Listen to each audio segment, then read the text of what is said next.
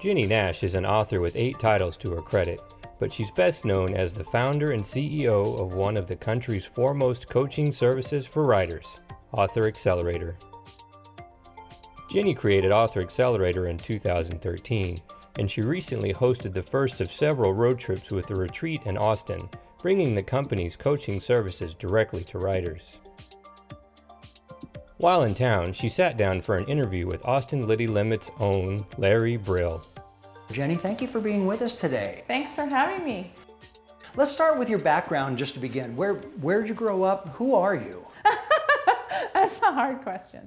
I grew up in Santa Barbara, California, as the daughter of a professor who worked at the university there. And I lived in California until I went off to college in Boston. Where did you first get the this feeling that you really loved books? When I was in 4th grade, we had a project in class where we made a class book, and it was made on a mimeograph machine with the purple ink. Those of us of a certain age might remember that. And it had a crinkled tissue paper cover, and we were allowed to submit poems. We were making a book of poems. And I thought this was the greatest thing in the entire world, that my name would be on a page with my poem.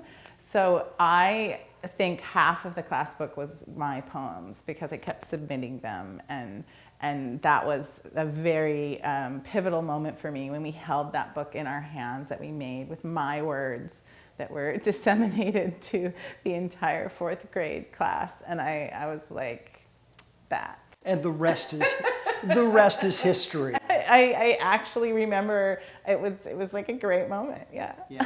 So Jennie, tell me, how many books have you authored, fiction and nonfiction? I've written 8 books in 3 genres because I have written memoir, fiction, and nonfiction, self-help. Which do you like best? So do you have a favorite? I love all genres, and I believe in my coaching and my whole philosophy of my business that story is story is story. Yeah. That there is no differentiation in trying to communicate and trying to capture a reader's attention. It's all the same, and I love it all equally.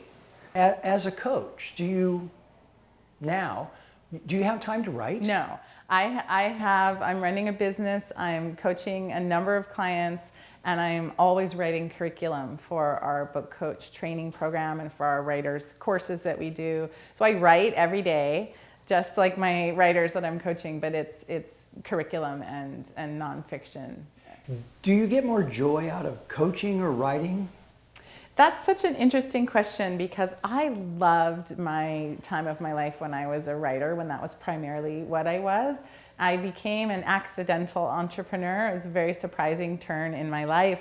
I didn't expect it at all, and I had no idea that this was what I was born to do. And so finding that thing in your life it was for me over age 50, was just a revelation. And I loved my writing time, but I think I was made to do what I'm doing, to be a book coach.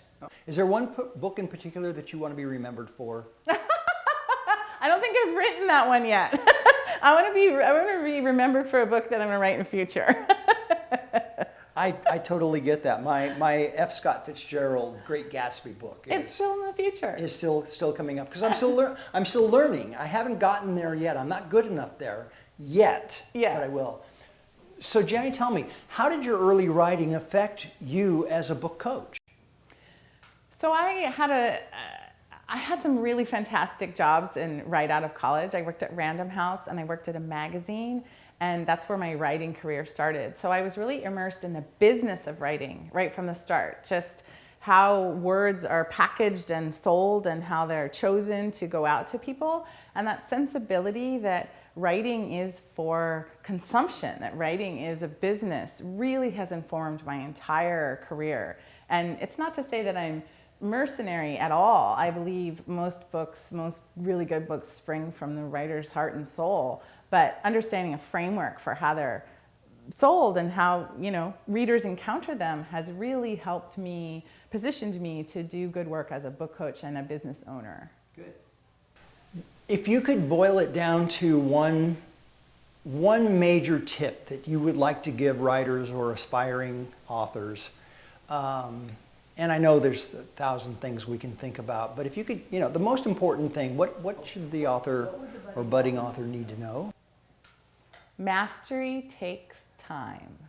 Mastery takes time. We live in a world where everything is instantly available, and this idea of overnight success and instant fame is so prevalent.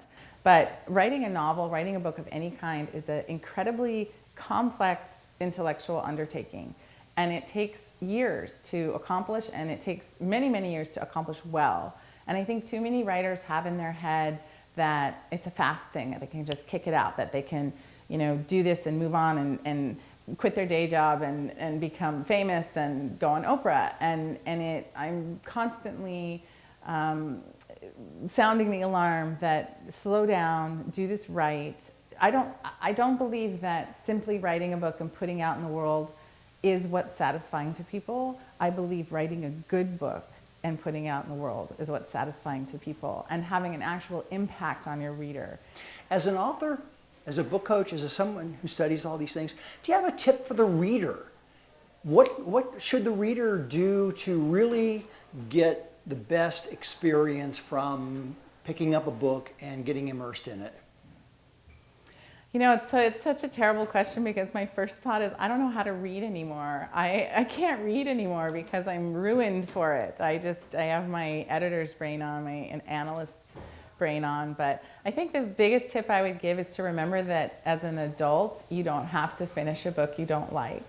When we're in school, we have to do that, and we're trained to do that. I think one of the greatest joys as an adult is to read something, to start something, and decide you don't want to finish it. So I would say buy a ton of books, because that supports the literary community, but don't finish the ones that you don't like. So buy a ton, start a ton, put aside the ones you don't like. So this is our Austin Liti Limits lightning round, Yeah. which we got from Inside the Actor Studio with James Lipton. 10 questions. He stole it from Bernard Pinault, who stole it from Marcel Proust. Yeah. So we have 10 questions for you, very quick. All right, what's your favorite word? Why?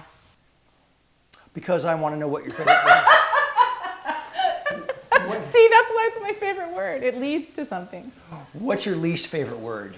No. I hate people telling me no. What turns you on? The creative process. What turns you off? People who aren't curious. What's your idea of happiness? The perfect thing for me is sitting around my big dining room table playing board games with my kids and my husband and their friends. Beautiful answer. Who's your favorite author? My favorite author is a person that I read last week, because why not have a new favorite author every time you read a book? It's Taylor Jenkins Reid, who wrote Daisy Jones and the Six. This novel blew my mind, and I love her. If you could be any character from a famous novel throughout any time in history, who would that be? I picked Camilla from the book I just mentioned, because she's so in my head, and she was a woman who fiercely believed in love, and I thought it was so inspiring. What profession other than your own would you want to try and attempt? Graphic design. What profession would you least want to do? Accounting. Final question. If heaven exists, what would you like God to say to you when you get to the check-in desk? Welcome home.